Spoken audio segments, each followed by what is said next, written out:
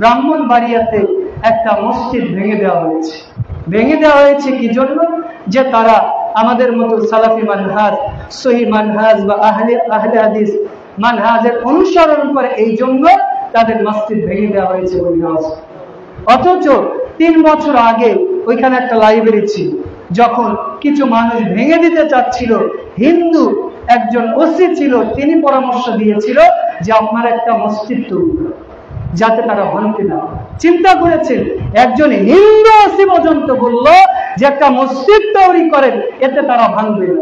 অথচ মুসলিম বলে দাবি করি, একদিন আগে ফিলিস্তিনে প্রায় 5,500 কিলোমিটার দূরে ফিলিস্তিনের মুসলমানের জন্য লং মার্চ করে পরের দিনে যে মুসলমানদের ইবাদত গৃহ ধ্বংস করি, আমি কেমন মুসলমান? নিজের বাড়ির কাছে, নিজের ঘরের কাছে, নিজের দেশের মসজিদ হেফাজত করতে পারি না, আর ফিলিস্তিনের মুসলমানদের এই ঈমান নিয়ে কিভাবে হেফাজত করব?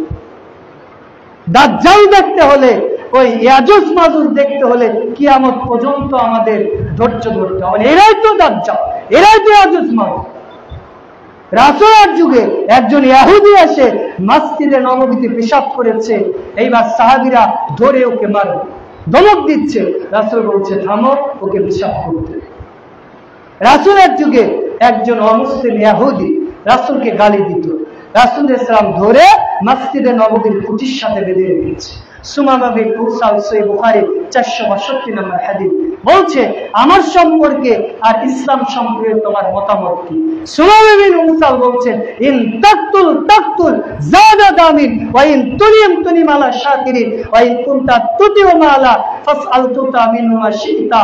যদি আপনি আমাকে ছেড়ে দেন, আপনার শুকরিয়া আদায় করা হবে। যদি আপনি আমাকে হত্যা করেন, আপনাকেও হত্যা করা হবে। যদি টাকা পয়সা চান, তাহলে দিয়ে দেওয়া হবে। দেখেন উল্টা রাসূলকে কি করছে? ছেড় দিচ্ছে যে আমাকে হত্যা করলে আমি আপনাকে হত্যা করব। রাসূল ইসলাম কি করলেন? ইহুদিকে ছেড়ে দিলেন। একটু পরে ইহুদি এসে রাসূলের হাতে হাত রেখে বায়াত গ্রহণ করে মুসলিম হয়েছে। দেখেন রাসূল ইসলামকে গালি দিত একটা দলের সর্দারকে মসজিদে নববীতে বেঁধে রাখলেন। একজন ইহুদি এসে মসজিদে পেশাব করলো, রাসূল নিজে সাহাবীদেরকে দিয়ে পরিষ্কার করালেন, রাসূল কিছু বললেন না। অথচ মুসলমান হয়ে কিভাবে মুসলিমদের ইবাদত গৃহ মসজিদ পুড়িয়ে দিতে পারে, কোরআন হাদিসের বই পুড়িয়ে দিতে পারে? নিজেকে নিজে প্রশ্ন করুন যে আমরা কেমন মুসলিম। এই জন্য আপনাদের প্রতি নসিহত, সে হানাফি হতে পারে, শাফি হতে পারে, হাম্বলি হতে পারে, আহলে হাদিস হতে পারে, সে তো আমার ভাই, সে তো আমার মুসলিম ভাই। আজকে যদি আপনি বলেন যে ওরা সংখ্যা গরিষ্ঠ দেখে ওদের ঘর ভেঙে দিয়েছি, আপনি অপেক্ষা করেন, আর বেশি দূরে নয় যে ফিলিস্তিনের মতো আপনার ভাগ্যে ওই ফিলিস্তিনের মতো অবস্থা হয়ে আর দেরি।